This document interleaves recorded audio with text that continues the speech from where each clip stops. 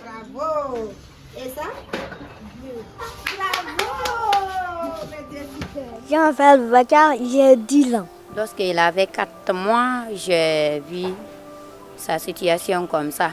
Je suis allée à l'hôpital, on me dit ça va aller, c'est des séquelles. Alors en Guinée, le handicap demeure encore très mystique. On a énormément d'enfants qui sont marginalisés, qui sont très en marge de la société.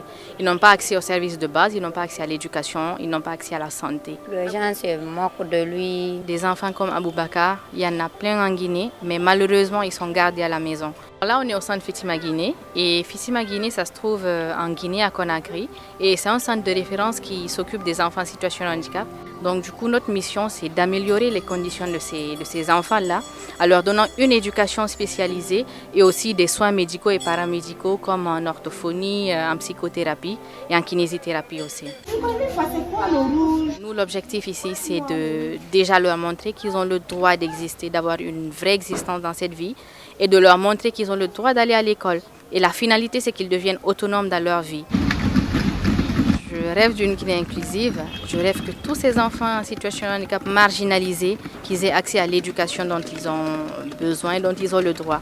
Donc je rêve que dans un futur très proche, que toutes les écoles de la Guinée soient construites de façon à recevoir un enfant qui est dans un fauteuil ou recevoir un enfant autiste ou tout simplement recevoir un enfant à besoins spécifiques. Donc je rêve que ces enfants partent à l'école. Oui, j'y crois fort. Le boulot, il est long. C'est un travail à longue haleine. Mais je sais que dans un futur proche, on va y arriver tous ensemble.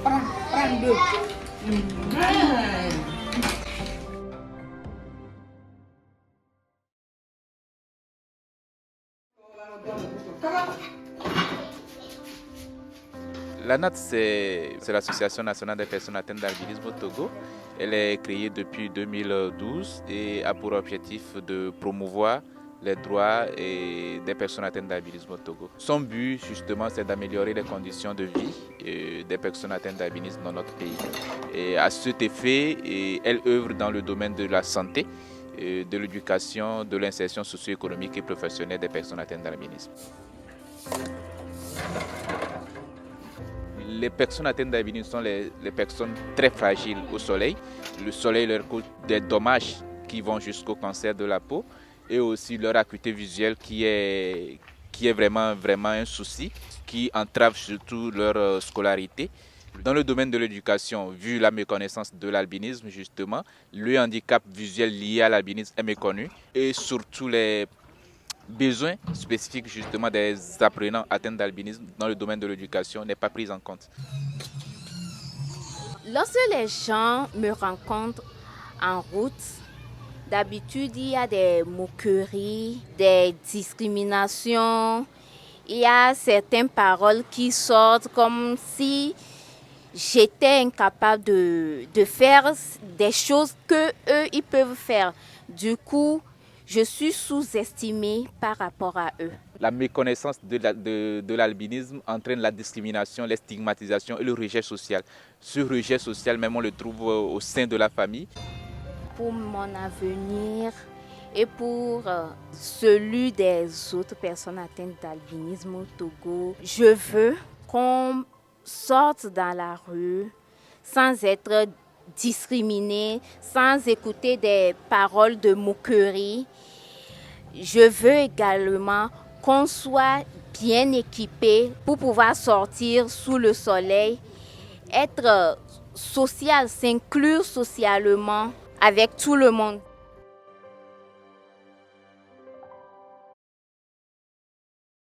Tu piques point 6. Très bien. Tu continues comme ça sur les 2 lignes. Promandicam, de façon brève, c'est un service pour la promotion des personnes handicapées. C'est une structure qui est née en 1975. Il y a une école inclusive qui a en son sein des enfants handicapés et des enfants non handicapés. Il y a un service braille qui consiste à faire la transcription des documents en noir et blanc, qui forme aussi des personnes déficientes visuelles à l'utilisation de l'outil informatique, à l'utilisation des outils braille pour faciliter leur insertion dans la vie sociale, la vie économique et ainsi de suite. Il y a une équipe qui est chargée essentiellement de l'accompagnement des personnes handicapées ou des enfants handicapés.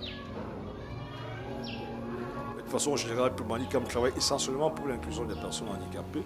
Pour nous, l'inclusion étant le fait de voir comment est-ce qu'une personne handicapée ou bien une personne qui est marginalisée se retrouve dans la société sans toutefois qu'il y ait des rejets comme cela se voit souvent.